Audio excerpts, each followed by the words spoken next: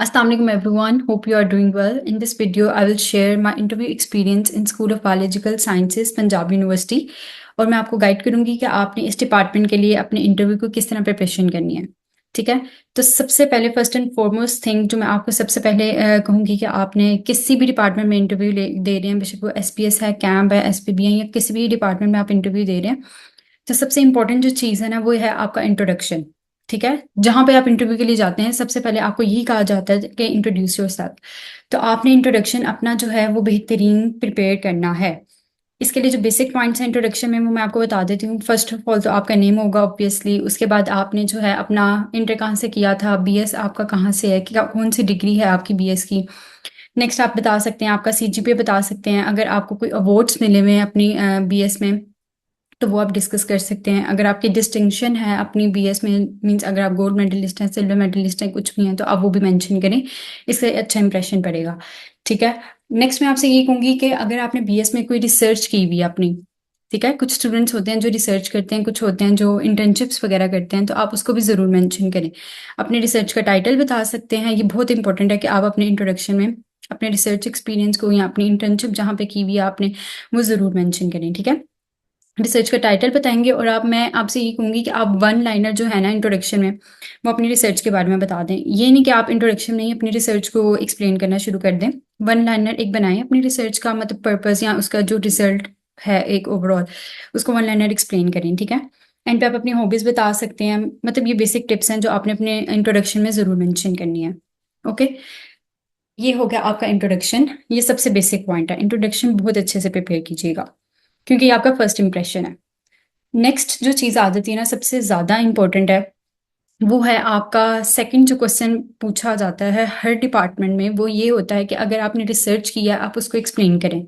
ठीक है, रिसर्च की है, आपने इंटर्नशिप की है, प्रोजेक्ट किया है, कुछ भी किया है, तो उसकी एक्सप्लेनेशन जो होती है वो सबसे ज़्यादा इंपॉर्टेंट होती है। आपने उसको प्रिपेयर करना है। ठीक है, थीसिस आप अपना ज़रूर लेके जाइएगा अपने इंटरव्यू में। जब जब भी आप जा रहे हैं, जिस भी डिपार्टमेंट में जा रहे हैं, एसपीएस में जा रहे हैं, कैंप में जा रहे हैं, एसबीबी में जा रहे हैं, पंजाब यूनिवर्सिटी के किसी भी डिपार्टमेंट में जा रहे हैं, तो थीसिस आपने अपना ज़रूर साथ लेके जाना है। ठीक है, अगर आपका प्रिंट हो गया हुआ है या कुछ भी है तो आपने वो ज़रूर लेके जाना है अपने साथ। और इंटरव्यू के लिए जब आप अंदर जा रहे हैं तब भी आपका थीसिस आपके हाथ में होना चाहिए। कोई भी टीचर जो है वो आपसे कह सकता है कि दिखाएं, आप अपना थीसिस दिखाएं, आपने क्या रिसर्च में काम किया था।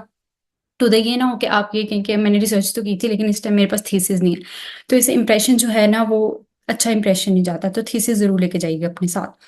ठीक है, और रिसर्च से रिलेटेड मैं आपसे यही कहूंगी कि आपको अपना रिसर्च टाइटल जो है वो अच्छे से पता होना चाहिए, इंपॉर्टेंट है। और उसके बाद आप अपनी जो रिसर्च है ना, जिसमें एब्स्ट्रैक्ट हम लिखते हैं रिसर्च में, ठीक है, उसमें सारा होता है, मतलब एक्सप्लेन किया होता है कि आपका जो ओवरऑल होता है कि आपकी रिसर्च क्या है, फाइंडिंग्स क्या थी, रिजल्ट्स क्या थे, वो इसमें एक्सप्लेन हुआ होता है।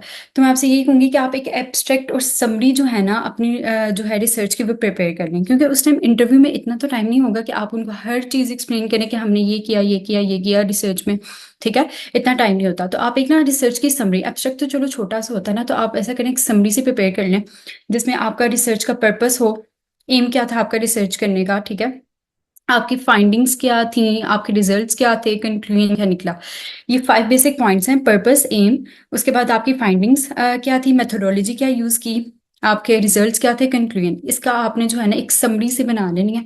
ठीक है, और ओवरऑल एक पैराग्राफ के फॉर्म में आप उनको बता सकते हैं कि अच्छा हमने, हमारा पर्पस ये था, हमने मेथोडोलॉजी यही यूज़ की, हमने अपनी रिसर्च में ये टेक्निक्स यूज़ की, और इसके बाद हमारे जो रिजल्ट्स थे वो ये आए थे, इसका कंक्लूजन ये था, और आपका इन्वायरमेंट पे इस रिसर्च का क्या बेनिफिट है। अगर आपका कोई इन्वायरमेंटल टाइप की रिसर्च है, कोई इस टाइप की, मतलब कोई है रिसर्च कि इसका इन्वायरमेंटल बेनिफिट हो सकता है, तो आप उसको भी ज़रूर एक्सप्लेन करें।